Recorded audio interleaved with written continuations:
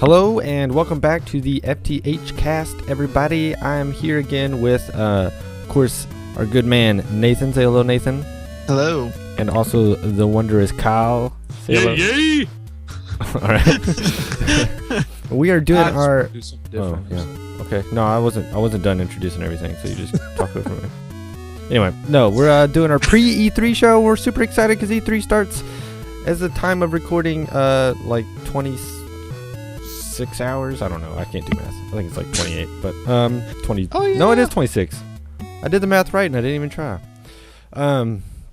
So we're all gonna. This is gonna be a special kind of two-parter. We're gonna do a before and after. So usually our podcasts are bi-monthly, but this one is gonna be here today, and then hopefully the next one we'll have out by Friday-ish after E3 ends. This one we're mainly just gonna talk about what we're excited about and what we expect the big names to present, and what we don't want to hear and what we do want to hear. So I think what we do want to hear, let's actually start with Xbox. I'm interested, very, very interested to see what Xbox has to say, because in their announcement they talked about how they had these, what was it? How many exclusives? It was like 18? 15 and 15? 8 new IPs. Yeah. The 8 new IPs, I think, is probably going to be a bunch of Kinect games that nobody cares about. But Probably. Cross your fingers, it's not. the 15 exclusives, I don't know, it kind of jollies my jingles, if you know what I mean. And I hope that, I don't know, I really am expecting all games from them and nothing else. that would be the smartest thing for them to do. That's what they claim they're doing, but who knows? Yeah. What do you think, Kyle? Yeah, I hope we do get more information about those 15 or whatever exclusive IPs, whatever it was. More information than we got from their the reveal. Yeah. Because they mentioned it and then just moved on and pretty much had a horrible conference. But that was a previous podcast, so I won't get on that subject. Yeah. But yeah, I mean, I'm excited just to see what they just roll out at E3, because I don't know, it definitely was a letdown for me, their reveal conference. So the E3, I'm trying to stay positive for Microsoft, and hopefully they're gonna hit me with something that gets me kind of back on the big excitement train for the Hit them with their best shot. And once you hit you with their best shot. I can hear the melody of that song in my head, but I would butcher it if I tried to. So out of the Far away. out of so there's the 8 IPs that we don't know because they're brand new. So that leaves us with 7 or so IPs that are previous Xbox but also exclusive. I don't know if I can name that many Xbox exclusives. Well, they got, like, as far as new IPs, they got that Quantum Break game they mentioned at their conference. And apparently there's some other Crytek game called Rise that's going to be an Xbox One exclusive. I don't know anything about that either. That game's been in development for like 30 years, though. Really? There's a chance that could kind of crash. But what do you think their sequels are going to be, or they're bringing back? I guess they might. Of course Halo they're probably going to. I was about to say, I wouldn't be surprised if they tease like Halo 5, just like at the end of it, and just like blow everyone's mind or something. These are supposed to be within the first year or so of the launch, though. So I would expect a new Halo game next year. Yeah. It's been 2 years, so there's that. They're coming out with it's some kind of top-down Halo. I mean, I don't think it's coming to consoles, but no, it's PC like a mobile game. And like tablets and phones and stuff. It's a dual stick shooter. They probably will eventually put it like on Xbox Arcade or something. It looks interesting. The people, I can't remember who developed it, but they've developed these kind of games before. I'm sure it'll be fantastic, or not fantastic, but I'm sure it'll be fine. But it's definitely not the Halo title people want. I mean, right. So I guess there's Halo, definitely. Gears of War, maybe another one. I don't know why they continue on with that. I really wish Epic would. Well, Epic. I don't even. Well, is Epic doing them still? I have no idea. Well, at least all the creative people that originally worked on the first Gears aren't even working on the games anymore. Yeah. Well, maybe Epic will bring out a new IP. Maybe that's one of the new IPs is from Epic. That'd be freaking sweet.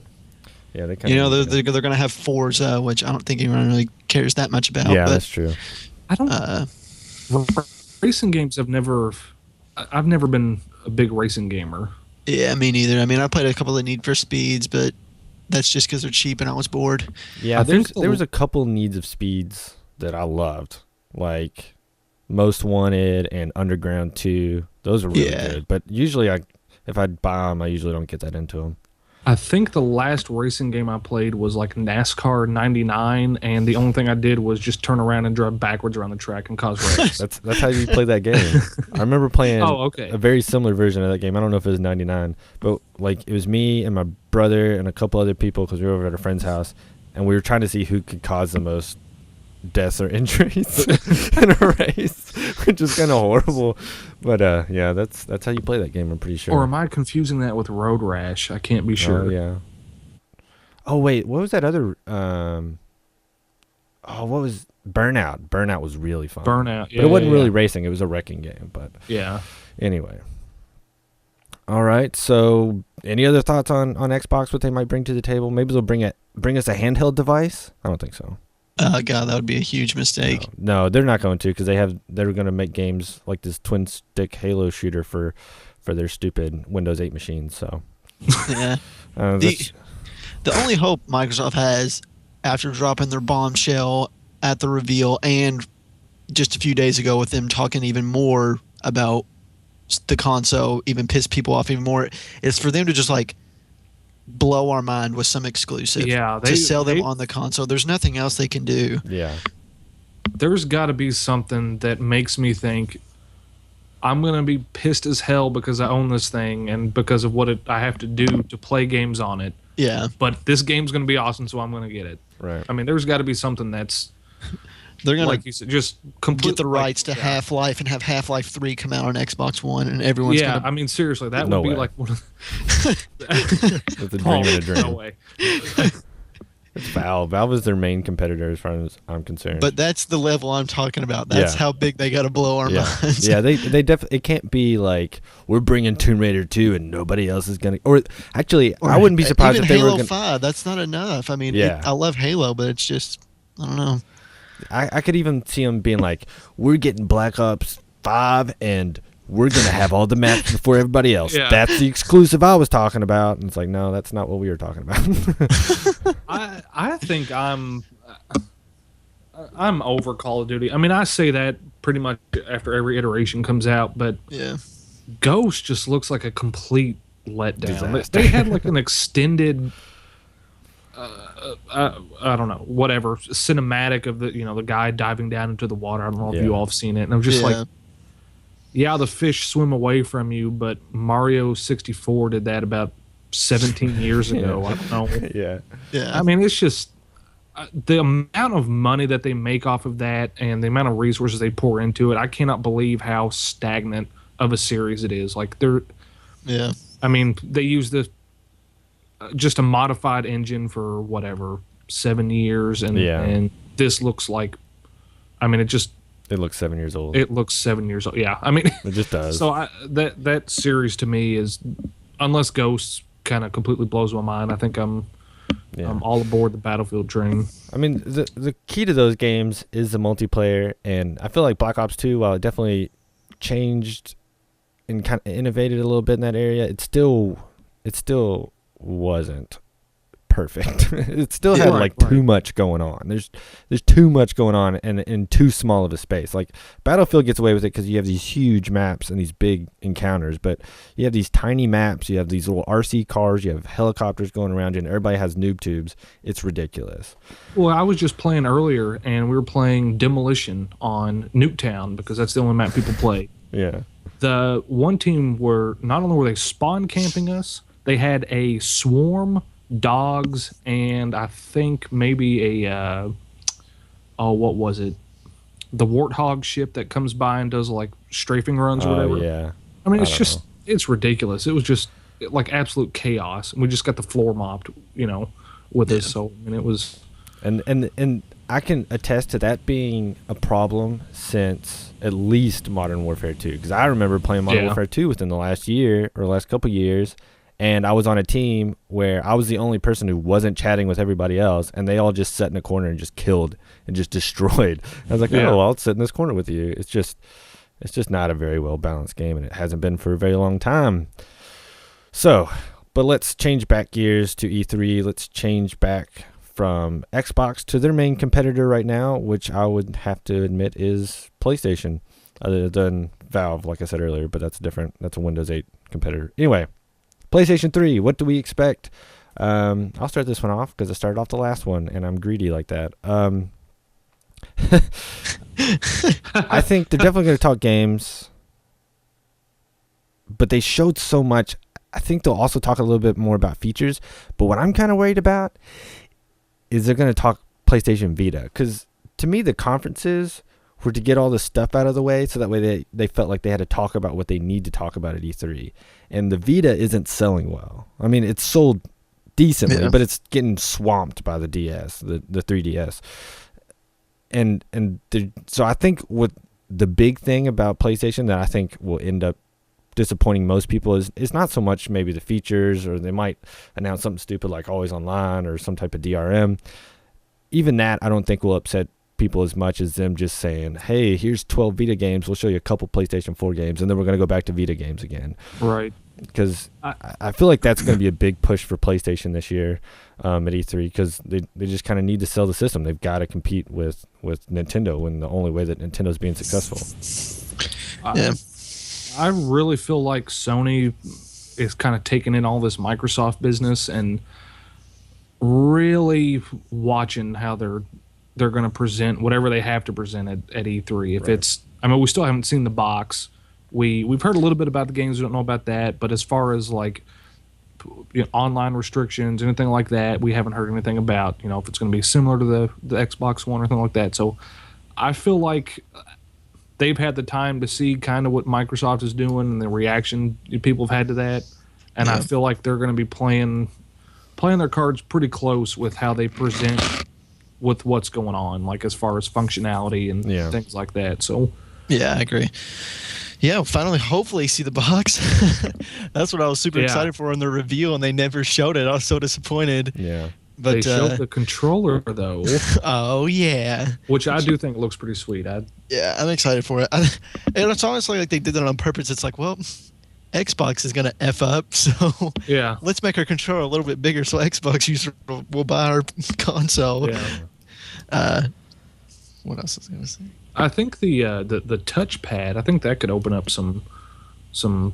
Yeah. Although it would be kind of awkward to have to, like, I don't know how exactly that works. I mean, it's a little too far to reach up with your thumbs, but you'd have to take your hand completely off to use your index finger or something like that. But I think they know, though, because I think they know what they're going to do with it, because it's kind of like, I mean, with the PlayStation Vita, they have a touchscreen on the front and the back, and it is kind of weird, but it's definitely something that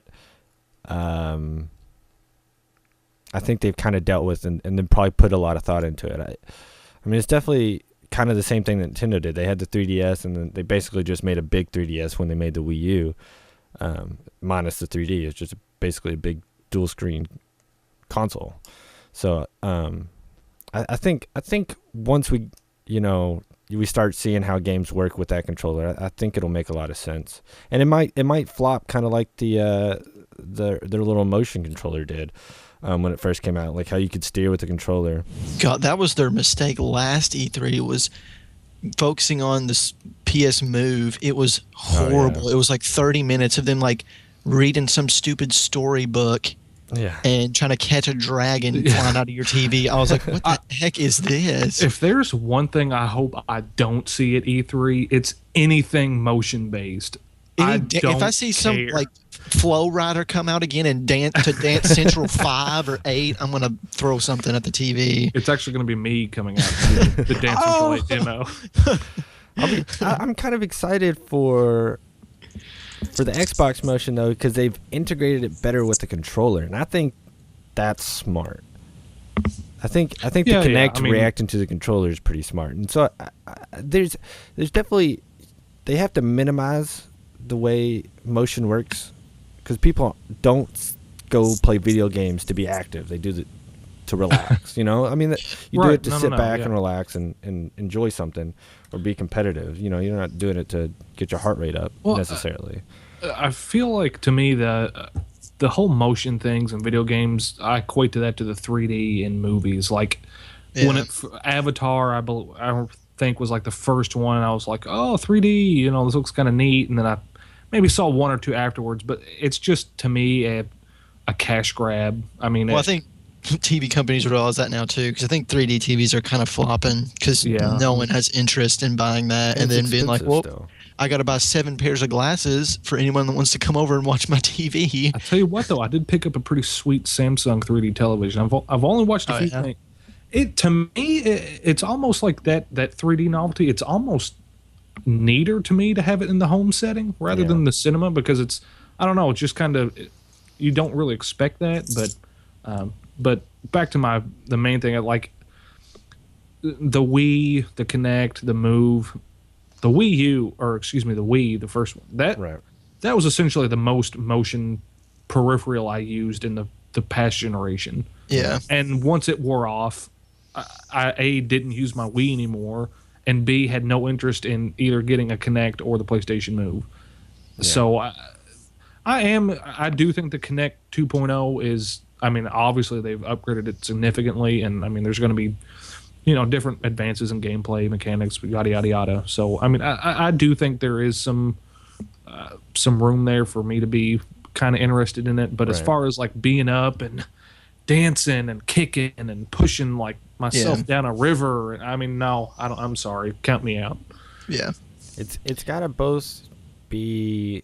It's got to be easier to develop for, and it's got to be standardized, so that way if I'm a producer or developer of some sort, then I want to be able to make a game for the Xbox that has motion control, and then I can easily port that over to the other consoles that also support motion control. It's got to be across the board standardized. I mean, that's why the PlayStation controller, the Wii U controller, and the Xbox controller are actually really, really similar in the amount of buttons they have and where the buttons are placed, and how the you know, like the sticks and stuff work, because that allows developers to easily develop games. It's the reason why the Wii U, while it definitely has that interesting second screen that allows for a lot of cool stuff. I mean, when I play Monster Hunter 3, I can change around the user interface, but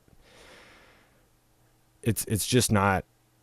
If I'm a developer, it's going to cost me more money to develop that, and then that value only goes into that system, and it doesn't go into all 3 systems. So I'm spending money on something that I'm not making as much money as possible on. So it's motion control is definitely something that still needs to be figured out, but I think we'll see a lot of interesting things at E3 with both the Move, as horrible as it has been, and with the Kinect.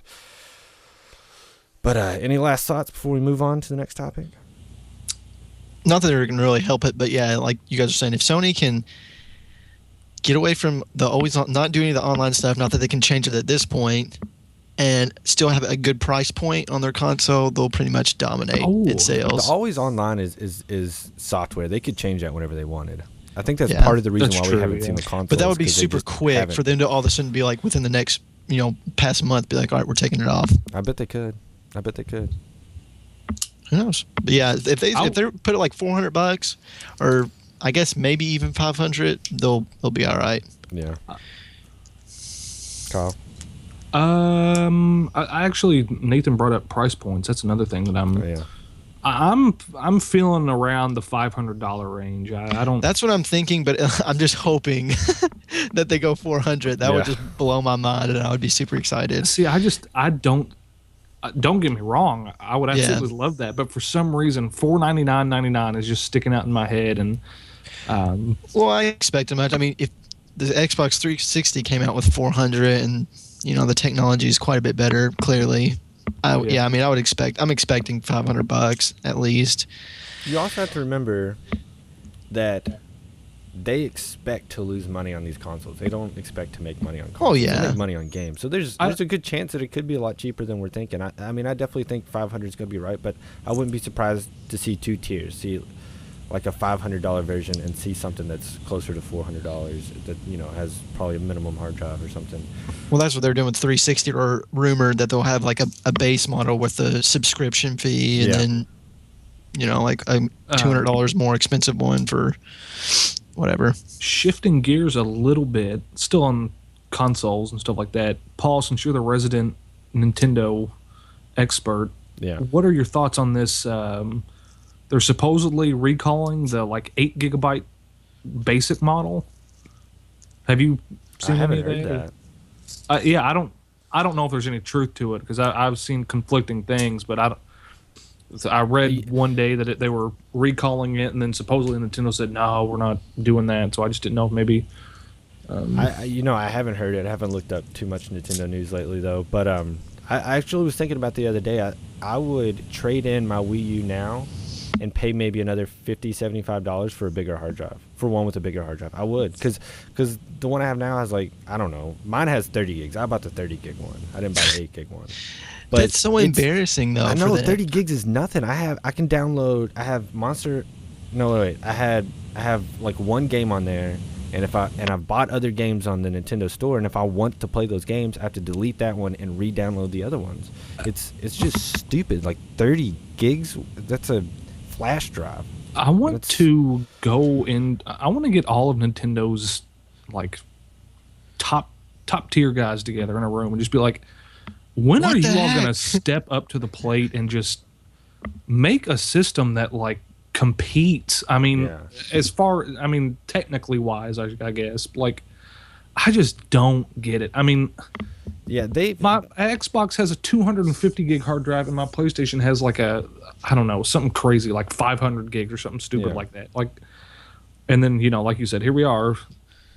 30 gigs was a lot when flash drives first came out. Yeah. When we were on floppy drives. Yeah. I mean, it's and this actually goes great because this is our next topic is Nintendo, and they've really got. I'm surprised. I'm not surprised they're not saying anything, but they're definitely going to be showing stuff off at E3. But they've got to show some really good stuff at E3. They've got to show games that they have not talked about, stuff that is under the table. They've got to announce some games that they haven't been talking about. Because right now we know of Pikmin 3. That's the next big thing coming out on the Wii U. Other than that, it's a bunch of other titles that nobody cares about. There's new Super Smash Brothers that's coming out, which is going to be pretty freaking epic. When did you hear about new Smash Brothers? I think it was announced. I don't know, not too long ago, but yeah, I think I was almost positive they confirmed that they're going to do Super Smash Brothers. Well, okay, they're also going to do a new Super Mario game, and they're also going to probably do a Mario Party, but that can be confirmed pretty easily. But when is Nintendo going to create a new character? When their old ones die. Well, they're the only company that like doesn't create. I mean, they're. Well, they've had the same exclusives for like 30 years. Well, you say that, but they did Pikmin, and then that was on the GameCube, and then like on the Wii U, on the Wii, they brought in. I guess you could call them Mii's new characters because they definitely. No, I don't think you could. I mean, they definitely, I think, see it that way. But you're right. Yeah, they've been playing on their strengths. But for like 30 years now, and that I think that'll get them through another few years. But they've got to step up with hardware. They've got to step up. This is their time to make their console sell now with good games. Because, like you said, I think they'll come out with Mario Kart 2 and new Mario, Zelda, and it wouldn't surprise me if they came up with like a Metroid or something. Yeah, which would be cool. That would get people to buy the consoles, actually, because you actually have games to play now, because, I don't know, there's nothing right now. Right. Honestly, like right now in my living room, I have my Xbox sitting beside my Nintendo Wii. Or my Wii U, I mean, whatever. And I've been playing both of them. I've actually been playing my Wii U quite a bit, because Monster Hunter 3 is really fun. And it's surprisingly fun. I kind of wish I knew other people, because you can play it online. But, And I wouldn't have a problem I don't have a problem having two consoles. Even if I have to save up to get the second one, I don't have a problem having two consoles. Even if one's supposed to be always on and it controls my TV with my voice, if I can get other good games on another console, then I'll do it. And they just it just drives me insane. Like they just don't have those games. And I mean, that's what Nintendo needs to bring to the table, because that's all they can do. Unless they're gonna say, "Hey, we screwed up. Here's another new console. It's even better than the last one." How funny would that be? Dude, I'm telling you right now, if it was a matter of me trading in my Wii U to get a discount on the Wii U Plus and it transferred all my stuff over, boom, I'd be done. I'd get it. I just People would. be furious. I don't know. I keep kind of going off topic, but as far it doesn't surprise me that the Wii U is struggling because I would even consider myself. I mean, obviously I'm an avid gamer, but I'm pretty knowledgeable about what's going on. But even, I mean, when you first heard the Wii U name and like saw it, I mean, even I didn't quite know what it was. Like, can you imagine the just normal consumer that's not informed? I mean, when I bought my Wii U, there was the only one left in the store, and I saw this other guy who's a foreign guy, and he had his Wii. He had like just a regular Nintendo Wii in his arms, and he was so excited. I was like, dude, if you only knew that you were buying something that was old. It's like, this is the new console. You have the old console, but I'm not going to tell you because it's the only one. And I don't know why, because I mean, it's not like much different. I mean, it's like Xbox 360, Xbox One, or it still uses the same name like PlayStation, but it's like Wii U. For some reason, it just seemed like the exact same thing. Yeah, it just really it's does. because there was no I mean, there was no marketing for it. It was just like even the consoles look really similar. The Wii U's like round more. That's Nintendo Japan's fault, because I know for a fact that Nintendo America, when they got the Wii U, and they were said, okay, market it for your crowd, they were like, how am I supposed to market something that looks like a copy of something we've already been selling? How am I supposed to market something that sounds like what we've already been selling? Like, how can I resell what we've already sold? Yeah, right. And just say, oh, it's got a new controller. Ugh. And a 30 gig hard drive. And get this, it'll look just as good as a PlayStation 3. Yeah. Drops the box, leaves. So all the new games that are coming out won't run on it. If I remember correctly, wasn't there some like tech demo for the Wii U that came out a few years ago that like showed off all this stuff and how incredible looking it was supposed to be, and then it came out and But that was probably like supremely optimized for the Wii U. It was like some bird like flying through some Asian garden or something. Yeah, and they had like a Zelda fighting boss. A Zelda fighting a boss.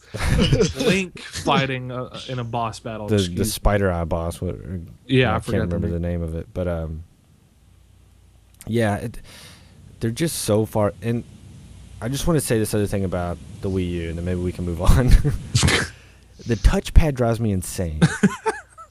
Because even on my phone, I can use two fingers at once and I can zoom in and out. You can't use two fingers at once on this touchpad. It is basically a DS touchpad. They used archaic technology. They really did. It's because it's the same problem with the 3DS. The 3DS has the old DS pad on it. So basically it works really well with the stylus. It kind of works with your finger, but it barely works with your thumb for some reason. I don't know why these touchpads, they just don't like thumbs. They'll like your pointer finger and they'll like styluses, but they hate thumbs, which is counterintuitive if that's part of your controller. See, that makes me feel like, and not just that, but like to me, it's almost like Nintendo sees something and they think, how can I make this better? When it should be, how can I make this better and carry it into the future? Yeah. Like they saw the Wii U and they're like, hey, wouldn't it be cool if we had a dual screen, touch screen? Yeah, okay, we can kind of incorporate DS touchscreen technology. Well, I mean, that's dated now. Okay, well, let's look, I don't know, just invest in like future technologies. Put that into your consoles. That's going to get me excited about it. Put some of that $19 billion you have sitting in the bank into something that we haven't seen before. Yeah. Like, do something we have not seen before. Like maybe a light gun game or something. Yeah. Bring back Duck Hunt. That's what I want to see at E3. I want to see a new Duck Hunt. Wii U Duck Hunt. All the things that they re-release or reuse, Duck Hunt has been like the... And it's one of the most notorious games for Nintendo is Duck Hunt. Come out with Rob 3.0. Yes, Rob. Yes. And people would just go nuts. And only make 2 games for it and have it barely work. It'd take like 15 minutes for Rob to do anything. You mean like the Wii U is now? Basically. All right, I'm done wait, with you got something else? Last words? I was just stating that I don't mean to bash on Nintendo. I do like Nintendo. I mean, that's what I owe my whole video game. Right. But I just... And a lot of kids do it, and I think that's why we have the right to bash them, is because a lot of us console kids grew up with Nintendo. Greatness. Yeah, we expect what they brought us before. I mean, when they went from Nintendo to Super Nintendo, they leapt into the future. When they went from the Nintendo to the Nintendo 64, they kind of stayed back into the cartridges when people started moving on to disc, but that ended up being really smart because discs kind of failed for the first generation of discs. And then they went to the GameCube, which again, they jumped into the future. They were doing mini discs, they were doing different stuff. But it seems like ever since the Nintendo 64 and on, they would take one step forward and then end up 2 steps back somehow, Like the GameCube still wasn't as nice as the Xbox, and then the 64 wasn't as nice as the Dreamcast or the PlayStation 1 in terms of graphics. And plus, didn't PlayStation and Dreamcast have internet access already in those consoles? I think so. If not, the PlayStation 2 definitely did. 2 did. Yeah, I don't know if the original PlayStation did. And the GameCube had an Ethernet thing. It had one game, Phantasy Star Online, which I own 2 copies of. Which I believe you paid a hefty price for. And yeah, I did. And they were MMOs, so you had to pay a subscription fee on top of it. So those crashed. Those servers went down in a month. So you can only play those games offline. Nintendo, they've got, and it drives me insane because they have the money probably more so than any of the other developers. I mean, Microsoft or Xbox only has that money because of Microsoft. I mean, Xbox alone probably doesn't have the money that Nintendo has alone. And Sony also has their backing up from the fact that they make TVs and everything else. Yeah. So, all right. Moving on. Let's talk about other stuff other than the big 3 that's going to be at E3 that we're super excited about. So any other developers or games or publishers like Activision or anybody else, I don't know, EA maybe with their Star Wars games that they haven't talked about yet? That'd be pretty sweet. That would be amazing if they should all of a sudden pulled out 1313. God, that'd be incredible. Or Star Wars Battlefront 3 running the DICE Frostbite 3.0 engine. Oh, yeah. I think that'll be the first one that they pull out because I've got a feeling, because technically all those games are quote unquote canceled. Well, because of but yeah. So I got a feeling that's going to be the first one because that's going to be the easiest one for them to develop because of the Battlefield games that they have. But I think 1313, if they talk about it, that'll be it. They probably won't show anything because I bet they redo a lot of that game.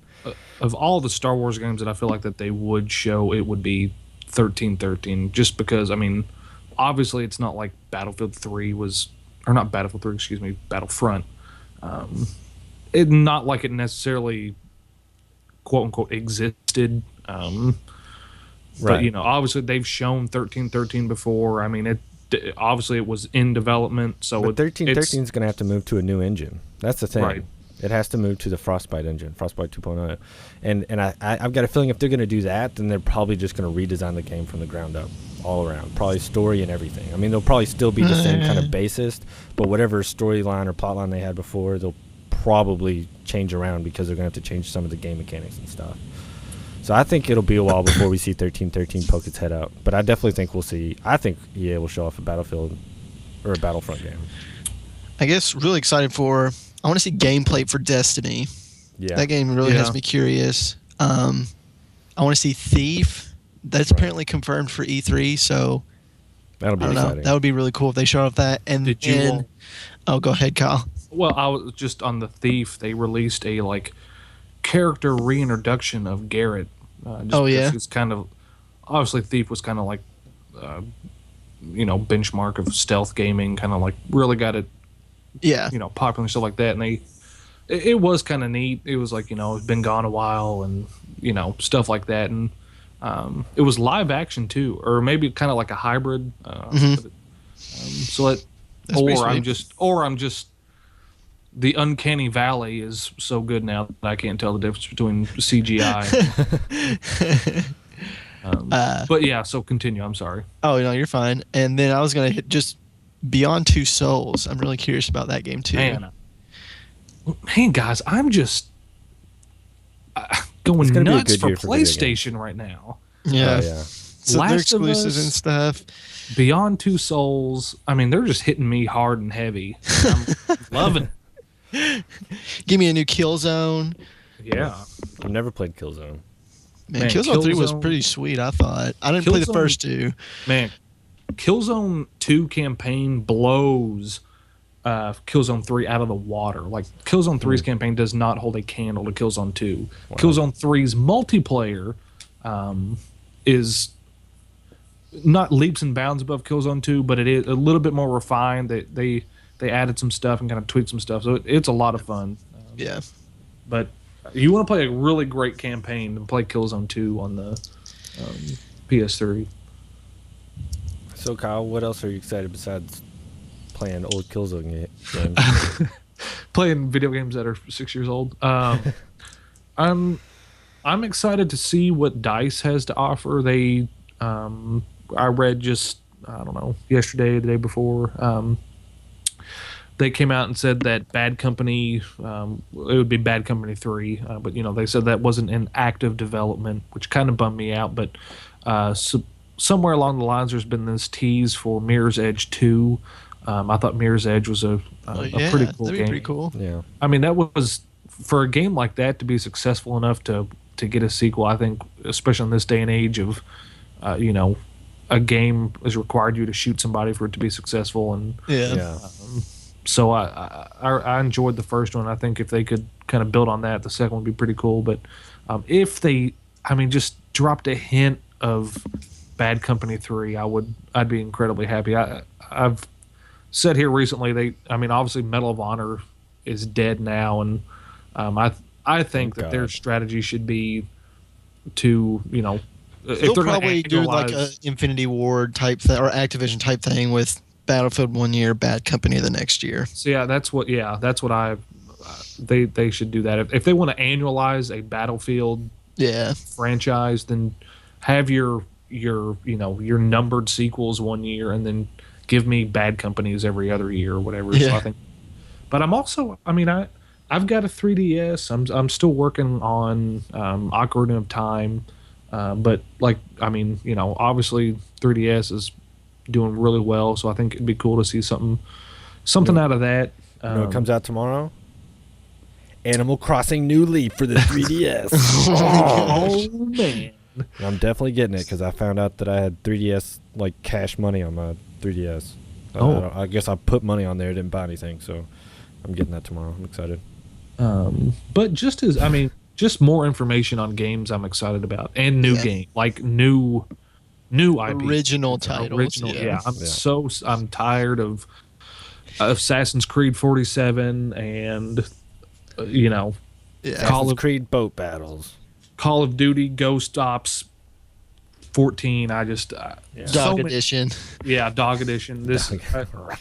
I forgot who it was. I think it may have been one of the higher ups at Ubisoft. He said in an interview the longevity of this cycle of console generation is just, it's killed creativity, and just because I can agree with it got so far along that everybody was scared to do something new because you're 6 years into a cycle, and why would you want to start a brand? Why would you want to invest in something that if it doesn't sell 6 million copies, we're considering it a failure? So so I'm just excited to see new stuff, and then just more information about Watch Dogs, just whatever. Just the unique new games that are coming out.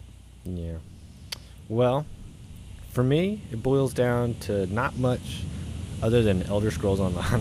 Oh my gosh. I'm so excited. I've been signed up for that beta forever. I've not gotten inside that beta. I'm kind of worried that maybe I have a spam filter that's filtered out the email somewhere and I've just missed out, which would break my heart. But I just want to see more of them. I want to hear them say, okay, we're gonna have a big beta invite, get ready, and then I get invited. That's what I'm excited. I'm super excited to see Elder Scrolls Online. There's a couple other games if I can remember them. I can't remember them, but Dark Souls 2. I'm so excited for Dark Souls 2. The hardest game ever. It is the hardest game ever, but there's such a cool community on YouTube for Dark Souls 2. I know more about Dark Souls 1, and I've played it for maybe 2 hours, and I'm horrible at it. But I know so much about the lore and all this stuff because there's this guy. His name is Epic Name Bro on YouTube, and he goes through super detailed on all the lore and breaks it down. He's not a very big YouTuber. I mean, he might get like 20,000 hits. He's not like getting like 1 million hits on all his videos.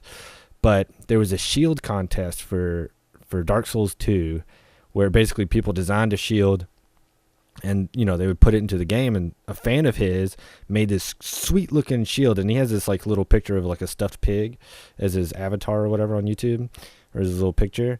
And so it's like this really like real looking pig face like on this big metal tower shield. It looks really good, and that's the one they picked. And I was like, dude, how honored are you that you're going to be put in the next game because a fan liked you so much that they designed this awesome shield. Like, I think that's cool, and I'm just excited because it looks really good, and I'm excited.